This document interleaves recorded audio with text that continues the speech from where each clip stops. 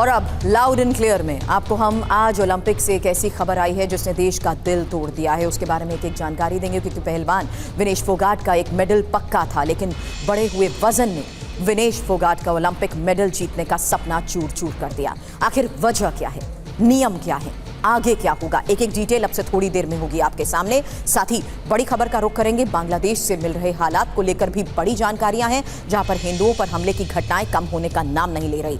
एक हिंदू सिंगर का घर क्यों जलाया गया, मुस्लिम फिल्म निर्माता और उसके एक्टर बेटे को क्यों सरेआम पीट पीट कर मार दिया गया, तस्वीरें और खौफनाक मंजर के बारे में एक जानकारी आपके सामने होगी। साथ ही तीसरी खबर मध्य पूर्व के तनाव से जुड़ी, जहां पर ईरान की मिसाइल यूनिट में मूवमेंट देखी गई है और इसके बाद कहा तो यह जा रहा है कि ईरानी हमला कभी भी हो सकता है। डिटेल में एक एक इंफॉर्मेशन होगी आपके सामने, लेकिन उससे पहले देश को कुश्ती में एक और मेडल मिलना था, लेकिन यह सपना आज टूट गया है। रेसलर विनेश फोगाट ओलंपिक से बाहर हो गई हैं। विनेश 50 किलो कैटेगरी में खेलती हैं, लेकिन उनका वजन करीब 100 ग्राम ज्यादा।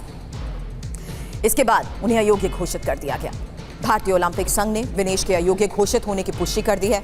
इसके बाद वो आज रात होने वाले मुकाबले का फाइनल नहीं खेल सकेंगे, उन्हें कोई भी मेडल नहीं मिलेगा। इस बीच आपको बता दें, विनेश को डिहाइड्रेशन की शिकायत को लेकर खबर है। विनेश फोगाट की तबीयत भी बिगड़ चुकी है, विनेश को अस्पताल ले जाया गया है। इस बीच खबर यह भी आ रही है कि पीटी उषा विनेश से मिलने जा रही हैं। तो इस वक्त TV9 आपको ओलंपिक से जुड़ी वो जानकारी दे रहा है जिसमें देश की जो आस विनेश फोगाट से थी वो टूट चुकी है। लेकिन अब यह खबर सामने आने के बाद और अयोग्य घोषित होने के बाद विनेश की तबीयत बिगड़ चुकी है और डिहाइड्रेशन की शिकायत के तहत ही उन्हें हॉस्पिटल में एडमिट कराना पड़ा है। आपको यह भी बता दें कि अब पीटी उषा विनेश से मिलने के लिए जा रही हैं, ये खबर भी आ रही है सामने। फाइनल में पहुंचने के बाद विनेश फोगाट का जिस तरीके से सपना टूटा है, अब इस बीच आपको यह भी बता दें कि आज ये खबर सामने आने के बाद विनेश पर प्रधानमंत्री नरेंद्र मोदी के पोस्ट की बारे में जानकारी आपके सामने, क्योंकि विनेश आप चैंपियंस की चैंपियंस हो, ये बात प्रधानमंत्री नरेंद्र मोदी की तरफ से कही गई। विनेश आप भारत का गौरव हो, आप हर भारतीय के लिए प्रेरणा हो। आज जो हुआ वो दुखद है।